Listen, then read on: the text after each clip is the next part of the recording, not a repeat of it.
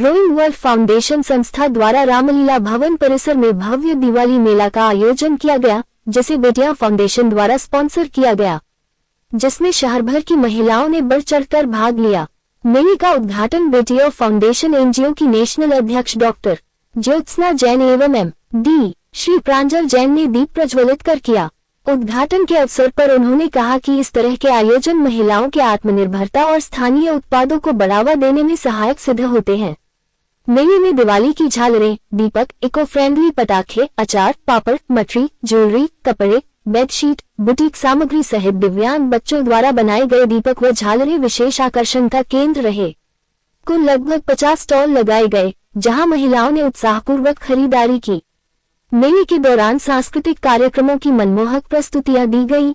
डांडिया नृत्य और तंबोला के कई राउंड में उपस्थित जनसमूह का मनोरंजन किया। कार्यक्रम के अंत में लकी ड्रॉ के विजेताओं को सुंदर उपहार प्रदान किए गए।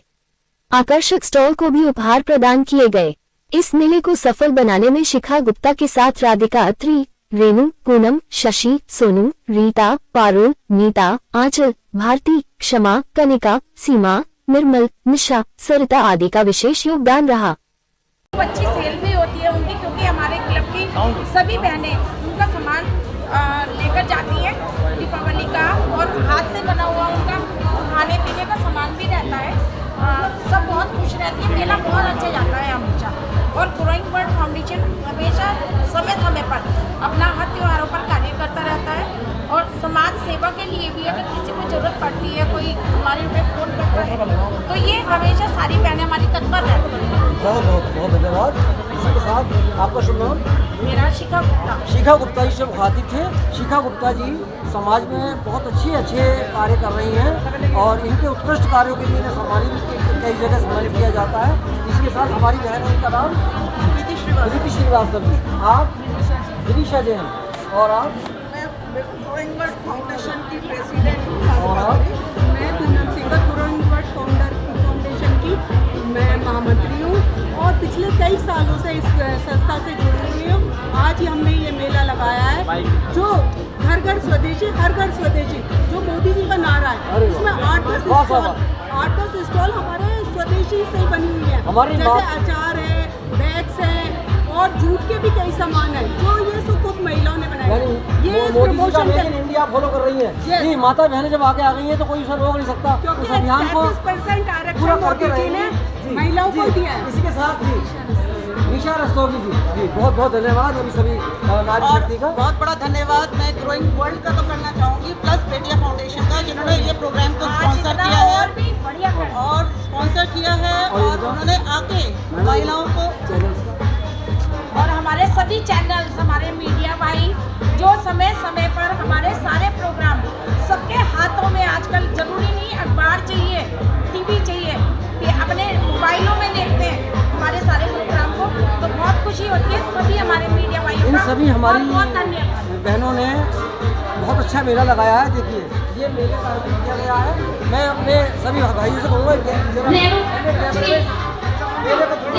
धन्यवाद। हम मुखातिब हैं ग्रोइंग वर्ल्ड फाउंडेशन के सभी पदाधिकारी गणों से, और उसके साथ साथ उनके सहयोग में बेटिया फाउंडेशन से हमसे मुखातिब हैं मिस ज्योत्सना जी। मिस ज्योत्सना जी, इस मेले के बारे में, इसका क्या उद्देश्य है, उसके उद्देश्य के बारे में जरा आप बताना चाहेंगे? देखिए, जैसे कि नाम से सिद्ध होता है ग्रोइंग वर्ल्ड, महिला सशक्तिकरण का युग 50% है आज की दुनिया में। तो बड़ा अच्छा लगा कि उनके अध्यक्ष राधिका जी, पूनम जी, शिखा जी, प्रीति जी, यहाँ पर सब मिलकर महिलाओं को जो एक मंच प्रदान कर रही हैं, और उनके सशक्तिकरण के लिए, आर्थिक रूप से उनको सशक्त बनाने के लिए कार्य कर रही हैं। ये बहुत बड़ी बात है। मैं तो मेरी पूरी टीम को, क्योंकि ये बच्चे मेरे से बहुत समय से जुड़े हुए हैं, मैं इन सबको कहूँगी कि ऐसे कार्यक्रम समय समय पर होते रहने चाहिए, ताकि महिलाओं को एक मंच प्रदान मिले। दर्शन करना चाहेंगे सफल आपने क्या क्या आयोजन किए हैं, और कौन कौन सी प्रतियोगिता आपने महिलाओं के साथ, मातृशक्ति नारी शक्ति के साथ का आयोजन किया है, उसके बारे में भी आप बताएं। मैं करने वाली कोई नहीं हूँ, पूरी टीम करती है, और महिला सशक्तिकरण से लेके महिलाओं के शोषण और उनके रिलेटेड जितनी भी समस्याएं हैं, उनका सभी का समाधान ये लोग ढूंढती हैं, करती हैं, प्रयास करती हैं।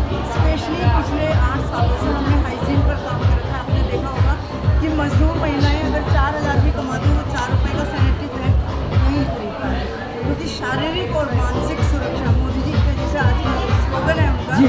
बेटियां बचाओ बेटियां पढ़ाओ, लेकिन मैं कहती हूँ कि बचेंगी बेटियां तभी तो पढ़ेंगी बेटियां। तो उसके लिए हमने शारीरिक और मानसिक सुरक्षा के लिए अभियान चलाया हुआ है, जिसमें हम कमोड शावर और sanitary napkin free of cost घर घर वितरित करती है मेरी पूरी टीम। स्कूलों में, कॉलेजों में, बस्तियों में, मलिन बस्तियाँ जितनी भी हैं सब जगह ये लोग जाते हैं।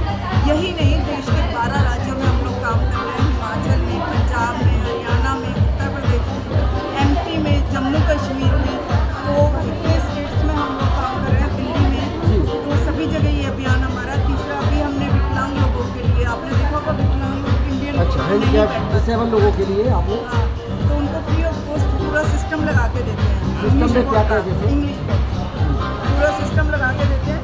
और महिलाओं के आर्थिक और सामाजिक उत्थान के लिए हम जो कर सकते हैं, जो हमसे बन पड़ता है, हम पूरा प्रयास करते हैं। मेरी पूरी टीम ऑल इंडिया होगा। आज की भारतीय नारी के को लेकर आप उसकी दशा और दिशा के बारे में थोड़ा देखिए, दशा और दिशा अगर हम दो तरीके से हम देख सकते हैं। पहले तो एक एजुकेटेड जो महिलाएं हैं, मैंने देखा है, हम भले ही कितने ही पढ़ लिख गए हैं, लेकिन कमोवेश मुझे दुख होता है जब मैं अपने घरों में वही स्थिति देखती हूँ। अगर पुरुष थक के आता है तो महिलाएं सहयोग करती हैं, लेकिन अगर महिला थक कर आती है तो पुरुष बहुत कम है कि सहयोग करते हैं।